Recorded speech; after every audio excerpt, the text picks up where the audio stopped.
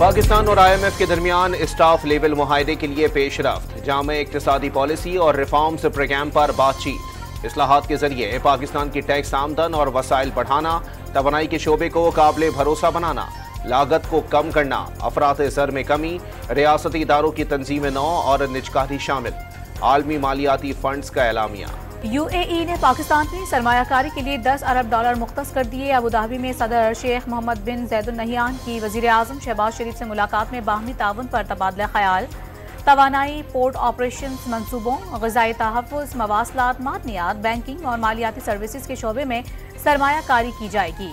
کشکول توڑ دیا، قرض نہیں، سرمایہ کاری چاہتے ہیں، وزیر اعظم کا ابوظہبی میں تقریب سے خطاب۔ IMF معاہدے کے لیے پیش رفت اور اماراتی سرمایہ کاری کے مثبت اثرات نمایاں ہونے لگے۔ پاکستان اسٹاک ایکسچینج میں زبردست تیزی، کاروبار کے دوران 900 پوائنٹس کا اضافہ، 100 انڈیکس 76,000 کی ریکارڈ حد عبور کر گیا۔ سی پیک کے تحت جوائنٹ کوآپریشن کمیٹی کا اجلاس۔ پاکستان اور چین نے سی پیک کے 10 سال کامیابی سے مکمل کر لیے۔ چین سے مضبوط تعلقات کو مزید فروغ دیں گے۔ درپیش چیلنجز کے خاتمے کے لیے دونوں ممالک تفصیلی گفتگو کریں گے۔ احسن اقبال کا اجلاس سے خطاب۔ PTI کا مرکزی سیکریٹریٹ سیل کرنے کے دوران مزاحمت پر انسداد دہشت گردی کا مقدمہ درج۔ PTI کے رہنما عامر مغل ملزم نامزد۔ CDA آپریشن کے دوران عامر مغل نے ہوائی فائرنگ شروع کر دی۔ عامر مغل نے مشتعل ہجوم کے ہمراہ پولیس پارٹی پر حملے کی کوشش کی۔ عامر مغل کو گرفتار کر لیا گیا، ساتھی فرار ہونے میں کامیاب ہو گئے۔ مقدمے کا متن: اسلام آباد کی انسداد دہشت گردی عدالت نے عامر مغل کو جیل بھیج دیا۔ شبلی فراز کا اسلام آباد میں PTI آفس سیل کرنے پر شدید احتجاج۔ عامر مغل سمیت تمام کارکنوں کو رہا کرنے کا مطالبہ۔ واقعے میں حکومت پر ملوث ہونے کا الزام۔ اپوزیشن لیڈر عمر ایوب کا IG اسلام آباد اور چیئرمین CDA کے خلاف قومی اسمبلی میں تحریک استحقاق لانے اور عدالتی چارہ جوئی کا اعلان۔ PTI سیکریٹریٹ کے معاملے پر پہلا نوٹس 2020 میں انہی کی حکومت میں دیا گیا۔ وزیر قانون اعظم نذیر تارڑ کا تحریک انصاف کو جواب۔ CDA کی کارروائی میں حکومتی عمل دخل کا الزام مسترد کر دیا۔ لاہور ہائی کورٹ کے حکم پر پنجاب حکومت نے خصوصی عدالتوں میں ججز تعینات کر دیے۔ انسداد دہشت گردی کی 6 اور دیگر 4 عدالتوں میں ججز مقرر کر دیے گئے۔ وفاقی حکومت کو ججز کی تعیناتی کے لیے 15 روز کی مہلت مل گئی۔ عدالتی کارروائی کی رپورٹنگ پر پابندی سے متعلق پیمرا نوٹیفیکیشن کے خلاف دائر 2 درخواستوں پر لاہور ہائی کورٹ میں سماعت۔ فوری حکم امتناع کی استدعا مسترد۔ پیمرا سمیت دیگر فریقین کو 29 مئی تک نوٹس جاری۔ عدالت نے اٹارنی جنرل کو معاونت کے لیے آئندہ سماعت پر طلب کر لیا۔ تاریخ میں پہلی بار وفاق سے پہلے صوبائی بجٹ۔ خیبر پختونخوا حکومت آج بجٹ پیش کرے گی۔ 2024-25 کے بجٹ کا کل تخمینہ 1700 ارب تجویز۔ ترقیاتی کاموں کے لیے 300 ارب رکھے جانے کا امکان۔ ملازمین کی تنخواہ میں 15% اضافہ۔ صحت کارڈ کے لیے 28 ارب مختص کیے جائیں گے۔ حکومت کا صنعتی شعبے کو بجلی کی کھپت بڑھانے کے لیے مراعات اور ترغیبات متعارف کرانے پر غور۔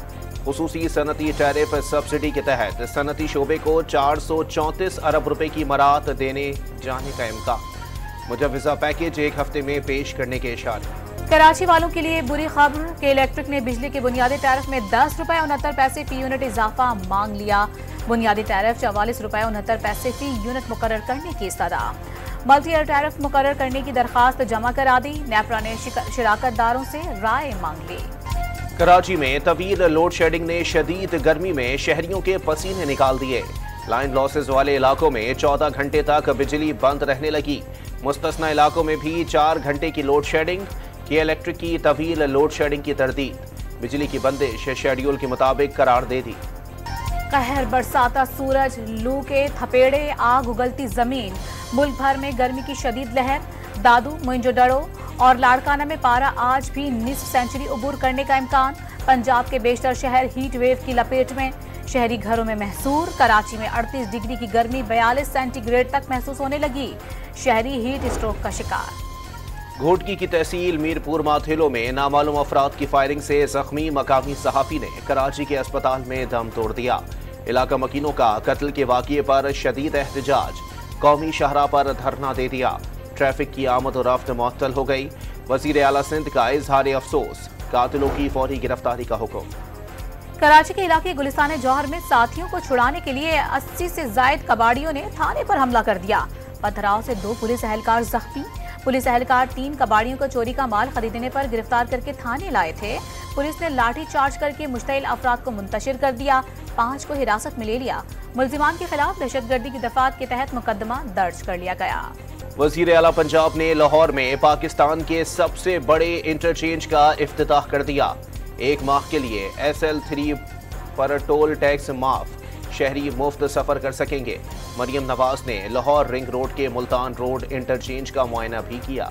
श्रीलंका में कैद 43 पाकिस्तानी कैदियों को रहा करने का ऐलान। वज़ीर दाखिला से श्रीलंकन हाई कमीशन ने मुलाकात में पाकिस्तानी शहरियों की रिहाई पर इत्तेफाक कर लिया। पाकिस्तानी कैदियों की वापसी के लिए इंतजामात को चंद रोज में हतमी शक्ल दे दी जाएगी।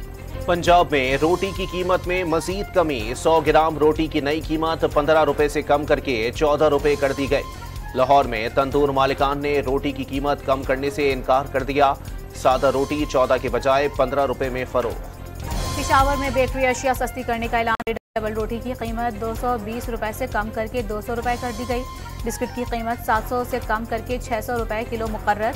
समोसा भी 30 रुपए की बजाय 20 रुपए में फरोख्त करने का हुक्म।